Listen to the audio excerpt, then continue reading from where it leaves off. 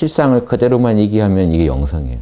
여러분의 이 영성이라는 건 여러분 정신이 사물의 어떤 진리를 있는 그대로 읽어내는 게 이게 투명하게 우주의 진리를 투명하게 읽어내시는 게 그게 영성이에요.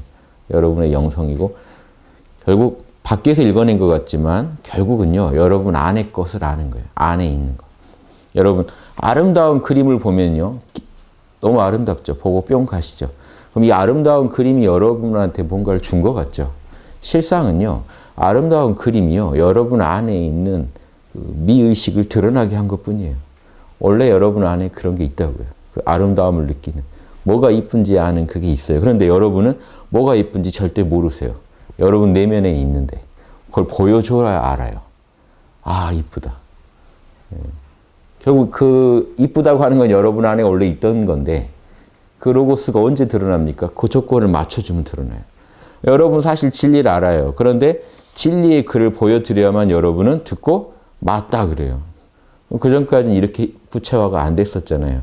근데 구체화된 글을 보고 쭉 읽다가 말이 틀린 말이 하나도 없으면 우리가 맞다고 합니다. 그럼 여러분 안에 이게 원래 있던 걸까요? 밖에서 이렇게 들어온 걸까요? 아니면 여러분 안에 원래 있던 게 드러난 걸까요? 여러분 안에 있던 게 드러난 거예요. 그래서 인간은요, 잠재력으로 있어요. 이런 신성한 로고스가 여러분 안에 잠재되어 있는데 그걸 여러분이 스스로 확인하는 과정이요. 우리가 공부한다는 거고 산다는 거는요. 결국은 자기 내면에 있는 진리를 확인하는 것밖에 안 돼요. 이건 잘못된 거구나. 이건 옳지 않구나. 이건 아름답구나. 이건 추하구나. 수많은 경험을 통해서 우리는 자신의 내면에 있는 진리들을 하나씩 이해해 가는 겁니다. 내 안엔 이런 게 있었구나 하는 걸 아시는 것뿐이에요. 우주를 다 여러분 이해하셔도요. 원래 여러분 안에 있던 거예요. 여러분 안에 없던 걸 여러분이 아실 수가 없습니다. 왜냐? 여러분이 세상 속에서 볼 수 있는 거는 오감밖에 없어요. 다른 사람들이 생각해서 내놓은 개념들, 여러분 오감들, 그거밖에 여러분 못 만납니다. 진리를 직접 만날 수가 없다고요. 여러분 그걸 진리를 인식할 수 있는 도구가 없어요. 지금 생각, 감정, 오감이라는 도구를 써서는. 진리를 인식한다는 건 여러분 안에 동질의 것만 동질의 걸 알기 때문에 여러분 안에 이미 진리가 있다는 얘기예요. 즉 여러분 생각에는 생각의 대상, 오감에는 오감의 대상밖에 인식이 안 돼요. 진리는 어디 인식이 되는 겁니까? 여러분 안에 진리를 인식하는 도구가 있어야 되죠. 그놈이 이미 진리예요, 사실은. 이해되시죠? 어렵게 생각하지 마시고 진리를 인식하는 도구도 진리여야 되는데 여러분 안에 이미 그게 있다는 거죠. 그게 없다면 여러분 어떤 진리도요. 여러분이 아무리 공부하셔도요. 맞다는 확신에 참 판단을 못 하실 겁니다. 의심 속에서 끝없이 의심만 하고 계실 거예요. 여러분 안에 만약에 진리를 인식하는 동질의 걸 인식하는 동질의 뭔가가 없다면 여러분 내면에 절대 이게 진리다라고 아실 수가 없어요. 영원히. 이해되시죠? 있으니까 우리가 진리다 아니다는 걸 아는 거고 이쁘다 안 이쁘다도 아는 겁니다. 근데 그게 그냥 드러나지질 않아요. 여러분이 아무리 명상을 하고 앉아 계셔도 그게 그냥 다 드러나지 않습니다. 일부가 드러나지 그 체험에서 얻을 수 있는 그 일부의 진리만 알아요. 여러분이 명상을 실컷 하시면 명상에 대한 진리를 아시는 것뿐이에요.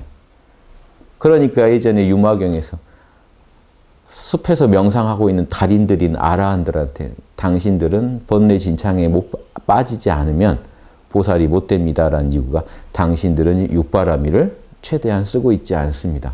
육바라밀을 언제 쓸까요? 중생 삶 속에 들어가서 이전 투구할 때, 진흙탕에서 싸울 때 그때 나와요. 누가 날 괴롭히고 내가 이런 사소한 거에도 이렇게 쉽게 무너지는 사람이었나를 통각하면서 그것을 내면에 그 진리로 이겨낼 때 여러분의 진리가요 풍성해지고요. 내 안에 이런 게 있었구나 하는 걸 그때 알아요. 자극이 없으면 여러분 절대 개발되지 않습니다. 명상도 선정에 들려고 노력했기 때문에 얻은 결과물이죠.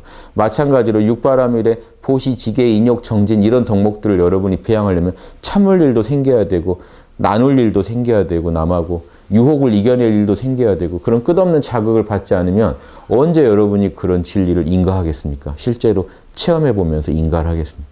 체험해보지 못한 건 여러분 인가를 못합니다. 이게 공식이에요. 그래서 여러분 안에 뭐가 있는지를 이해하시기 위해서 수행하는 거고 현상계의 수많은 생각, 감정, 오감의 그 재료들을 활용해서 결국 여러분은요. 여러분 안에 들어있는 진선미의 그런 진리, 로고스들을 여러분 에고가 하나씩 알아가는 거예요. 알고 표현하고 알고 표현하고 이 능력이 이제 배양이 되면요 위대한 보살이 되고 위대한 선비가 되는 겁니다. 우리말로는 그 보살이 선비예요. 선비가 꼭 유격계 아닙니다. 단재 선생은 선비가 원래 우리 쓰던 말이에요. 위대한 인격자를 부르는 말이에요. 그래서 단재 선생은 선비가 신선들 무리라고 하는 선배에서 오지 않았겠는가라고 무리배자 신선선자 고 선인들의 무리 거기서 오지 않았겠나 추측할 정도로 선비는 지금 어원을 모르죠. 선비란 말이 사실은 조선시대의 어떤 제한된 군자들의 모습으로만 보실 게 아니고 그냥 우리 민족이 예전부터 큰 인격적으로 어른들을 부를 때 선비라고 했던 도를 닦은 양반들. 다른 말로 하면 도가 로고스죠. 로고스를 아는 양반들. 같이 사람 사는, 그러니까 다 같이 똑같이 사는 것 같지만요. 어떤 양반들은 진리를 알고 살아요. 사람은 그렇게 살면 안 돼 하고 칼같이 그걸 지키면서 살고 어떤 일이 생기든 선후를 알고 뭘 먼저 할지 뒤에 할지를 알고 진리를 로고스를 아니까요. 뭐가 본질인지 말단인지를 알면서 판단하면서 살아갑니다. 어떤 사람은 그걸 몰라서 늘 말단 먼저 찾고 뒤에 할 걸 꼭 먼저 챙기고 해가지고 일이 항상 안 되는 사람도 있고 공식을 모르고 덤비니까 공식을 좀 아는 분들 이런 분들이 선비고 보살이고 그렇습니다. 그래서 결국 여러분이 명상하시는 것도요. 로고스가 드러날 수 있는 최적의 상태를 만들어주는 거예요. 내 내면에서. 깨어있는 상태에서 여러분이 로고스를 인정하지 깨어있지 못하면 인정을 못해요. 편견과 욕망이 눈을 가려서 안 보입니다. 잘. 자명하게 이게 진리인지 보시려면요. 여러분이 늘 깨어있어야 돼요. 그래서 육바라밀 중에 깨어있는 선정바라밀을 늘 닦으셔야 돼요. 아무 일 없으실 때도 깨어 계세요. 그게 이미 로고스가 활성화된 상태이기 때문에 좋아요. 아직 발동은 안 했더라도 활성화되어 있어요. 그때 여러분 다른 사람을 누군가를 만나면요. 사랑이 튀어나오고 정의가 튀어나오고 바로 튀어나옵니다. 로고스가 활성화되어 있기 때문에. 안 그런 상태는요. 깨어있지 못하면요. 로고스가 아무리 여러분 안에서 로고스야 늘 활성화되어 있죠. 사실은. 근데 내 내면에서는 활성화되어 있지 않은 거죠. 나한테는. 내 에고한테는 로고스의 명령이 잘 안 들린단 말이에요. 그러니까 없는 거랑 똑같이 됩니다. 그래서 우리가 로고스를 구현을 못해요. 이런 얘기, 로고스 얘기 좀 해볼까요? 이 얘기가 나온 김에. 로고스 별게 아니라 요거 뭐죠? 오행으로 한번 해볼까요? 이게 목이라고 하고요. 목화, 토, 금. 이게 로고스예요. 간단하게 그리면 태극이 로고스입니다. 프로스가 발산하면요. 우주는요. 양이 발산하는 쪽으로 로고스가 한번 움직이면요. 만물을 성장시키면요. 반드시 수축시키는 힘이 바로 작동해가지고 수축시켜요. 이 긴장 속에서 우주는 흘러가요. 로고스는요. 로고스 안에는 여러 가지 진리가 있습니다. 하나의 로고스가 아니에요. 크게는 하나인데 쪼개지면 다양해요. 그러니까 그 증거가 뭐냐. 현상계의 존재가 다양하잖아요. 로고스는 하나일 텐데. 왜 우주에는 1000만 가지 존재가 있죠? 셀 수 없는 존재들이 있죠. 로고스가요. 무한하기 때문에. 로고스는 그 무한함을 파고 들어가면 뭐가 만나게 될까요? 뭐를? 플러스 마이너스를 만나요. 모순. 모순이 있기 때문에 남자와 여자가 생겨나고 빛과 어둠이 생겨나요. 그러니까 이 시공을 초월한 자리에서는 아무것도 없는데 시공이 움직이기 시작하면 이놈이 진동을 시작한다고요. 그럼 플러스와 마이너스가 바로 생겨버려요. 그럼 이 처음에 진동하지 않는 상태라 하더라도 이미 이 안에는 플러스 마이너스가 공존하고 있다고요. 이놈이 시간 공간 속에서 펼쳐지면은 진동합니다. 그러면서 움직이면서 플러스 마이너스를 만들어내요. 그거를 이제 한번 더 분석해 보면 오행이 나와요. 결국 플러스 마이너스인데 보세요. 이 수기운에서 목기운이 나오죠. 수생목 그러죠. 수생목. 물이 나무를 낳는다. 확실히 물을 주면 그 양분으로 해서 나무가 잘 자라요. 근데 그 안에 들어가면 상극이 있습니다. 물이 나무를 자라게 하려면요. 물이란 존재가 있으면 로고스는요. 반드시 이 상생상극이 함께 돌아가요. 모순성 속에서 우주가 굴러가요. 그래서 물은 뭘 하죠? 사물을 차갑게 만들고 쪼그라들게 하죠. 예, 그러면요. 반드시 토국수, 토가 나타나가지고요. 물은 흘러버리죠. 흐르지 못하게 물을 잡아주는 역할을 누가 해줘야 돼요. 차갑게 만들고 응축시켜서 이걸 흐르게 만드는데 토기운이 나타나서 딱 잡아줍니다. 못 흐르게 막아요. 그러니까 결국 우리가 제방 쌓고 하는 게 흙으로 쌓죠. 그리고 흙이 물을 머금어 주죠. 안 빠지게 잡아줘요. 그래서 이 토 기운이 나타나서 물 기운이 흘러가 버리는 걸 딱 잡아줍니다. 너무 차갑지 않게 해주고. 그러면 재밌는 게 이 토 기운이 이렇게 출동하면은 그러면 흐르는 걸 이놈이 막아줬어요. 그러면 막으면 또 정체가 되죠. 그러면 반드시 또 로고스는 뭐가 하네요? 막힌 걸 뚫고 나가려는 힘이 작동합니다. 그래서 이게 또 이렇게 되죠. 목극토. 나무 기운이 갑자기 토 기운을 뚫고 나와버려요. 그래서 결과적으로 뭐가 발생합니까? 물은 나무를 돋게 돼 있는 원리가 들어가 보면 이 상생 안에 상극이 들어있어요.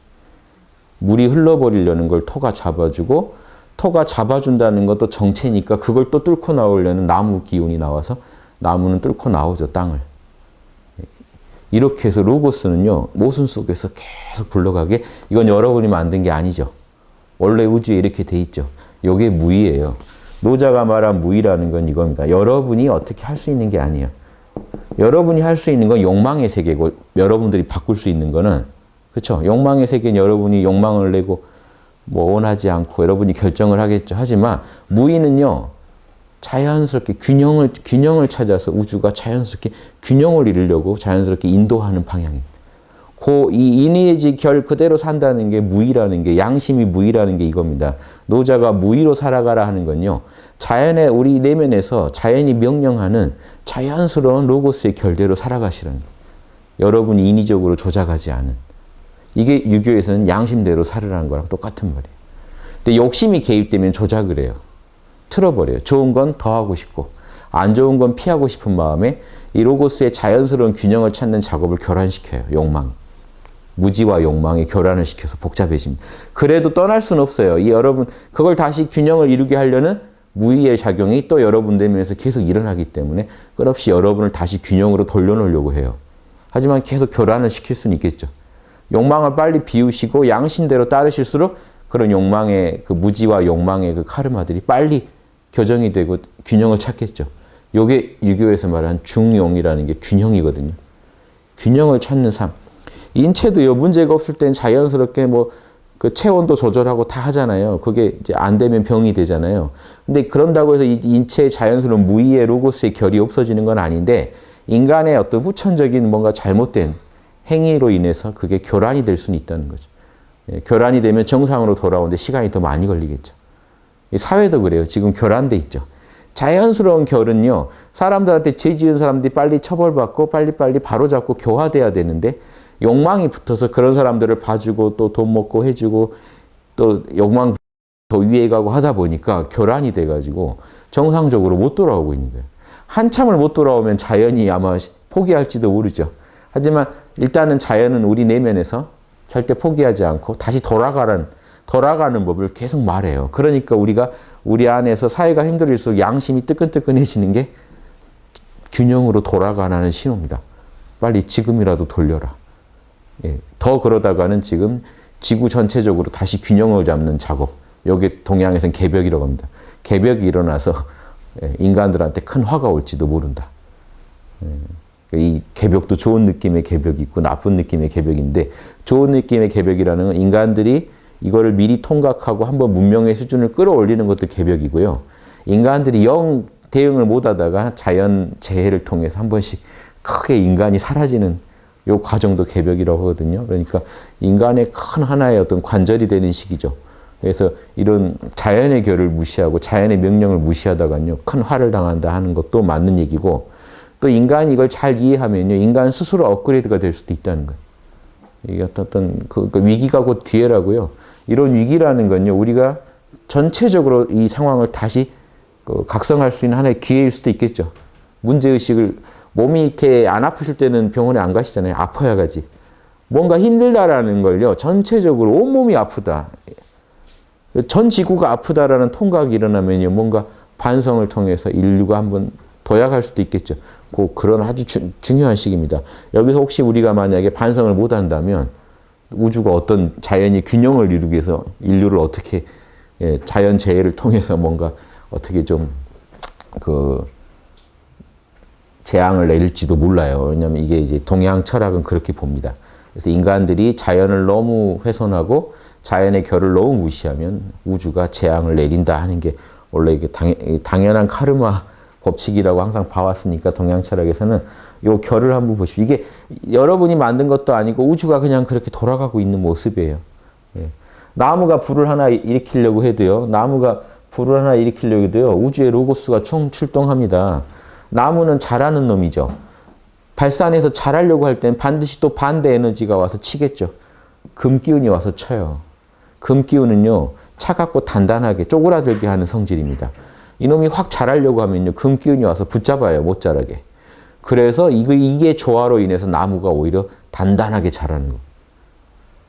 오히려요. 물으면 또 못 자라는데 단단한 기운이 와서 적절하게 상극작용을 해주니까 이놈이 잘 자라요. 그러니까 여러분도 반대 세력이 있어서 오히려 여러분 라이벌이 있어서 잘 자라는 거 있죠. 더 성장할 수 있는 힘을 더 끌어내게. 자연은 보면요. 이게 다 이게 공생이에요. 상극이라고 하지만 공생이에요. 그러면요. 목기운이 이제 금기운이 와서 목기운을 서늘하게 치면요. 목이 이제 자라면서 제약 속에서 자라니까 더 뚫고 나가려고 더 노력하게 되고 더 단단하게 또 금기운이 잡아주니까 나무들도 단단하면서 단단하게 이제 자라갑니다. 그런데 너무 차가워지면 이놈이 못 자라게 될 거잖아요. 그러면 자연이 뭐가 출동하냐면 불이 출동해서 이걸 녹여요. 차가워지지 않게 막으려는 불의 로고스가 출동합니다. 그러면서 나무가 불로 자라게 돼요. 이 관계 속에서. 이게 우리가 만든 게 아니라는 게 자연에 있는 로고스지. 그럼 불도요. 불이 이렇게 뜨겁게 이제 타오르기 시작하는데 나무도 보시면 나무가 자라면서 꼭 불 모양으로 타올라요. 붉게 타오릅니다. 단풍 같은 거 보시면 불 붙은 것 같이 타오르죠. 나무가 불로 이렇게 자라는데 그때 이 불이라는 놈이 또 등장하면요. 물이 가만히 안 있어요. 뜨거워지면 차갑게 하려고 또 물이 출동합니다. 근데 물은 또 흘러버리죠. 그러니까 뭐가 출동하겠어요? 물을 또 누가 치겠어요? 토가 쳐요. 그래서 화생토가 됩니다. 불은 자연스럽게 또 토를 돋게 돼 있어요. 예.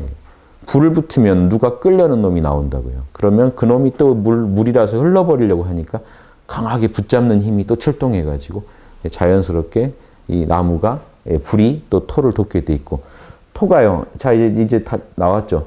또 토는 정체되려고 하니까 나무가 뚫고 나오려고 합니다. 움직이는 힘이 작동해요. 그러면 요놈을 또 금기운이 와서 쳐서 단단하게 해요. 그러다 보면 토생금, 땅은요, 금기운을 돋게 돼 있어요. 자, 금은요, 금기운은 좀 서늘하죠. 자, 이 서늘한 금기운을 불이 녹이려고 하고 그 불을 또 물이 차갑게 하려는 중에 금생수, 금은 물기운을 돋게 돼 있어요. 자, 이런 식으로요, 우리 내면에서나 자연 모든 곳에서 이 로고스가 돌아가고 있다는 겁니다. 이걸 만약에 이내지로 하면 어떻게 될까요? 오행이니까 이내지 가능하겠죠. 예전에 제가 황제내경 가지고 감정 얘기할 때 그 강의 보시면요. 감정 간에도 자연스럽게 이렇게 여러분이 가만히 계시면 감정을 더 보태지 않으면 지금 슬픔이 일어났다 했을 때 그 슬픔을 자연스럽게 오행 속에서 균형을 통해서요. 그걸 진정시키는 쪽으로 당연한 이 무의의 결이 작동할 거라는 거 얘기 드린 적이 있어요. 황제내경에 나온 감정을 오행으로 다 배당해가지고 설명드린 적이 있는데, 그거 이제 감정 얘기였고, 이건 이니에지 한번 제가 해볼게요. 목기운은 사랑이죠. 발산하는 사랑.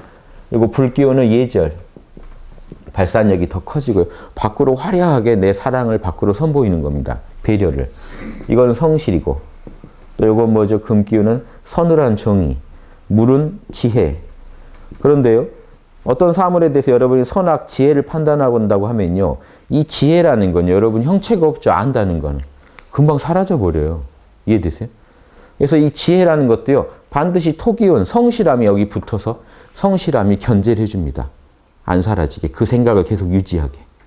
생각만 유지하면 뭐합니까? 그 토기운이 가만히 안 있어요. 토기운을 가만히 안 둬요. 우주가.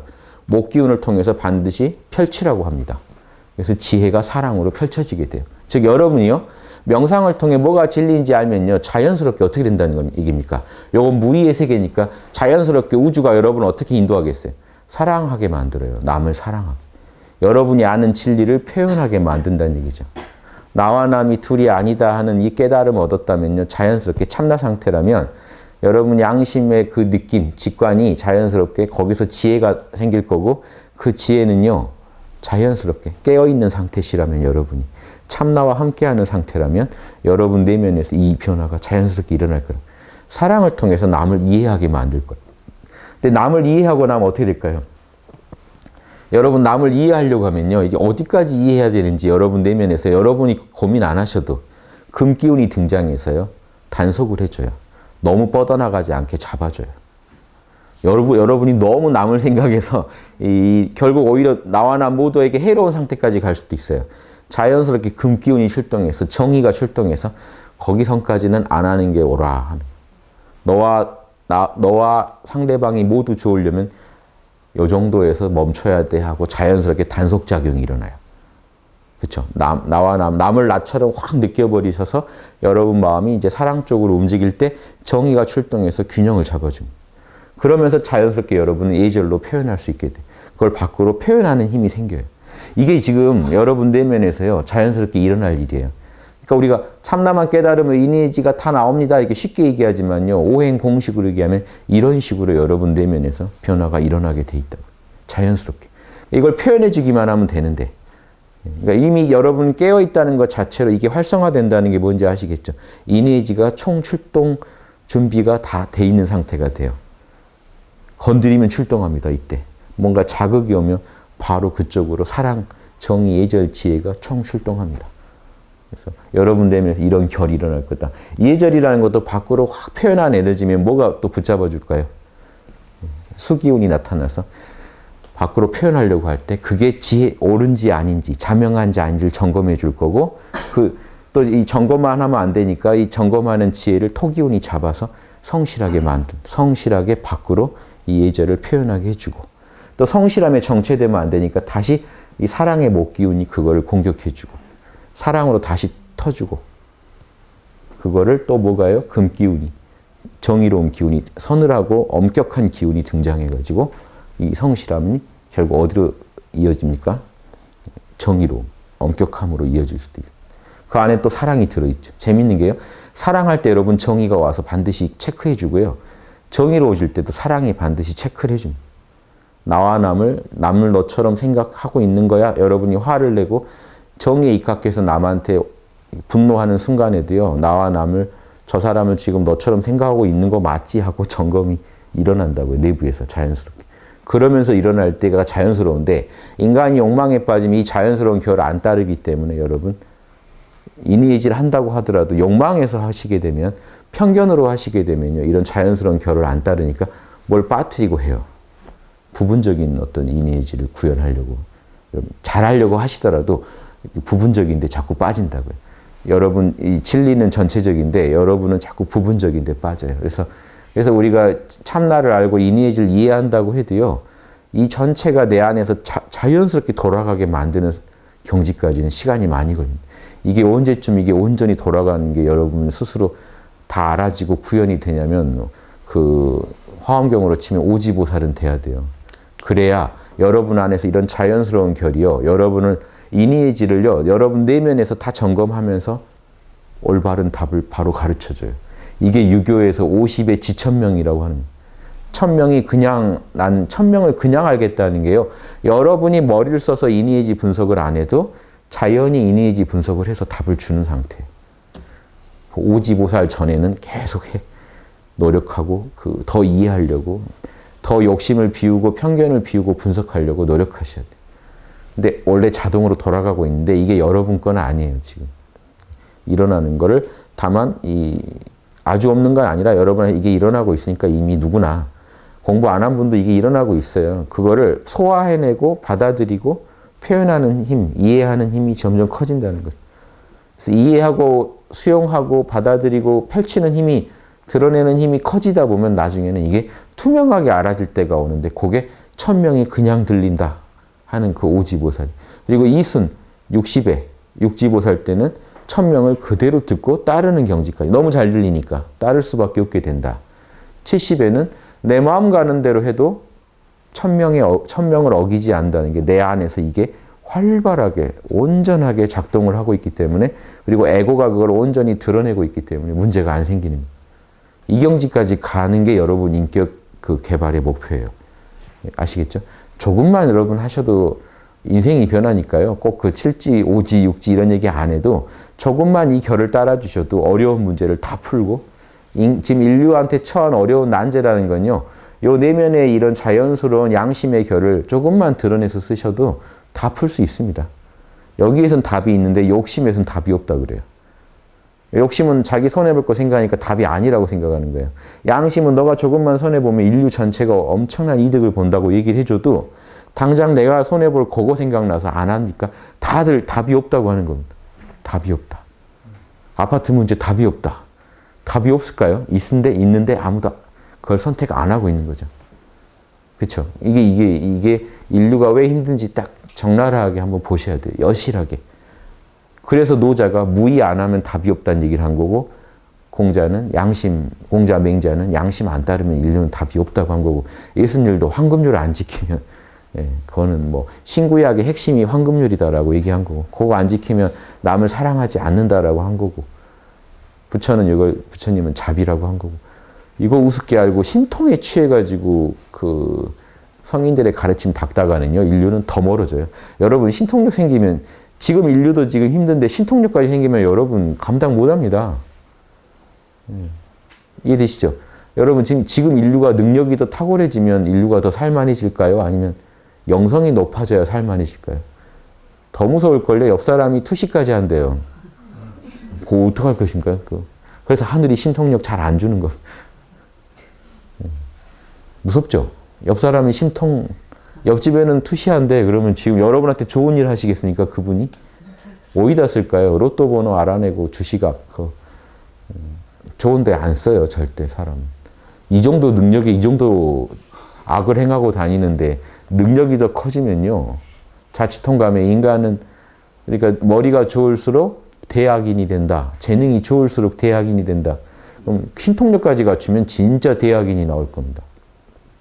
그거 생각하셔야 돼요. 신통력은 절대 도가 아니라는 게 그겁니다. 도는 무조건 이것만 도예요. 요걸 가지고 여러분 마음을 경영하시면 돼요. 이게 또 정의도 어떻게 돼요? 정의가 너무 서늘해지지 않게 자연은 어떻게 해놓을까요? 여러분이 정의로워질 때도요. 하늘은요. 이게 너무 서늘해지지 않게 정의는 좀 서늘한 기운이니까 바로 불기운이 출동해서요. 남하고 조화를 이루고 있는가 하고 점검을 해요. 그럼 그 예절이 출동하면요. 또 너무 뜨거워지지 않게 물이 출동해가지고 지혜로 딱 결론이 잘 납니다. 정의로우면서도 더 자명한 판단이 나는 건요. 불기운이 녹여주기 때문이에요. 이런 식으로요. 반대 기운들이 항상 출동해가지고 상극의 기운들이요. 옆에서 같이 도와주는 거예요. 상극이니까 저놈이 와서 죽이나 보다 이렇게 보시면 안 되는 게 적절하게 견제를 해가지고요. 항상 음양의 모순 속에서 균형을 잘 잡게 도와주는 거예요. 이해되시죠? 이게 우리한테 본래 있는 능력이라는 거예요. 우리 몸도 원래 그래요. 그러니까 이 의사분들이 몸 치료할 때도 본래 있는 그 능력을 믿고 적절한 조치만 취해주면 이게 돌아가는 거죠. 침을 놓고 하는 것도 균형을 잡아주는 거죠. 우리 몸에 원래 균형을 이루는 능력이 없다면요. 그렇게 인간이 조금 뭔가 조치를 취한다고 우리가 낫겠습니까? 원래 나으려는 로고스가 있는 거죠. 건강을 지향하는, 올바르게 우리 몸을 경영하려는 우주의 로고스가 있기 때문에 인간이 그걸 낫게 할 수 있듯이 우리가 도 닦는다고 우리가 성인이 된다는 게요. 에고의 힘으로 되는 게 아니고 에고가 적절한 조치를 취해주기만 하면 여러분 내면에 이미 온전한 힘이 있기 때문에 이놈이 여러분 성인으로 이끌어주는 겁니다. 그러니까 예수님도 자기가 잘했다고 안 하는 거예요. 예수님이 아무리 성스러운 모습을 하시더라도 뭐라고 얘기하니까 성령의 인도대로 했다라고 얘기하는 게요. 공식을 얘기해 주는 거예요. 내가 잘나서 한 게 아니고 성령의 결대로 했더니 이렇게 됐다 하는 거예요. 우주 하느님, 우주의 본래, 우주 자연에 그런 공식이 있고 그 공식대로만 내가 따라줬더니 이 놀라운 결과가 나온다. 이 얘기를 해준 겁니다. 그래서 제자들한테 너희들도 이것만 따르면 나보다 더 큰 일도 할 수 있다. 그건 그 제자가 하는 게 아니라 우주 공식이 하는 거예요. 이해되시죠?